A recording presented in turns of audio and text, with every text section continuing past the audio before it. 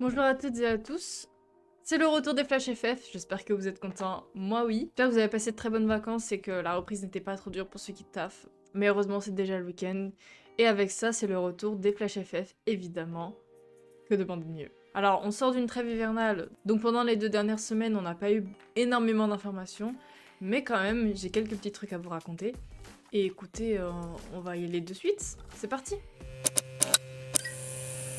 Vous le savez, normalement, on commence par les résultats du week-end dernier, mais comme je vous l'ai dit, on sort de 2 semaines sans match.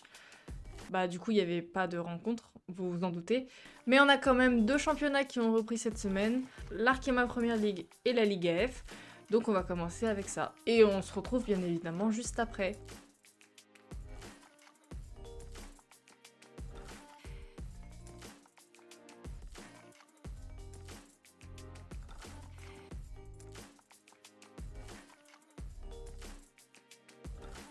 Comme c'est une nouvelle année, autant commencer avec du positif. C'est pourquoi je vous informe que les 2000 places réservées aux supporters français pour France-Angleterre, premier match de l'Euro 2025, ont toutes été vendues. Donc voilà, donc ceux qui voulaient aller à Zurich pour assister à France-Angleterre, sachez que c'est trop tard.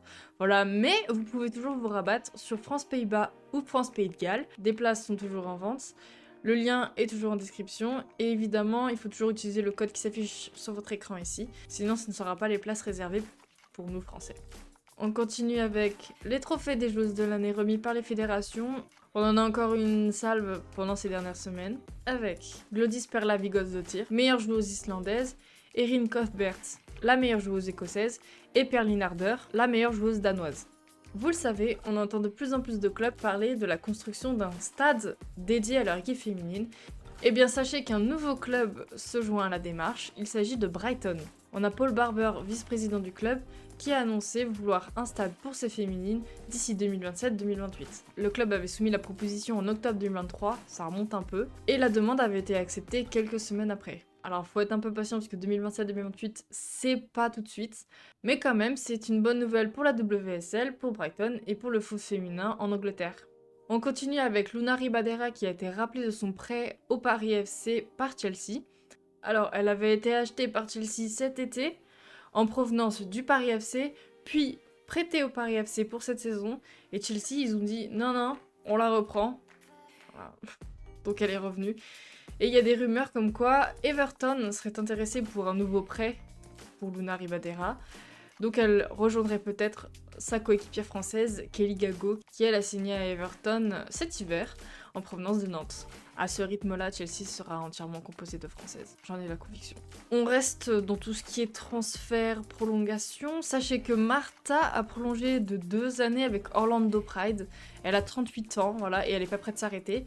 On espère qu'elle poussera jusqu'à 2027, puisqu'en 2027, il y a la Coupe du Monde 2027 chez elle, à domicile au Brésil. On espère bien évidemment qu'elle y participera pour la dernière compétition de sa carrière. Voilà, ce serait incroyable. Jonas Eidevall, ça vous dit peut-être quelque chose, hein? C'était l'ancien coach d'Arsenal. Il avait été saqué pour mauvais résultats. Et bien sachez qu'il a rejoint la NWSL et les San Diego Wave et qu'il est leur nouveau coach. On espère que ça se passera mieux qu'Arsenal. Il y a quelques semaines, je vous avais parlé de Céline Heydar, la jeune joueuse libanaise qui s'était retrouvée dans le coma après avoir été touchée par des frappes israéliennes. Et bien sachez qu'elle est sortie de son coma et qu'elle est consciente. Grosse pensée pour elle et sa famille et on espère évidemment qu'elle se rétablira très vite. On finit avec les Toti Awards. Si vous ne savez pas ce que c'est la Team of the Year sur le jeu vidéo EA Sports 24, anciennement FIFA. Tous les ans, vous pouvez voter pour votre team de l'année et bien sachez que c'est le moment. Le lien est en description.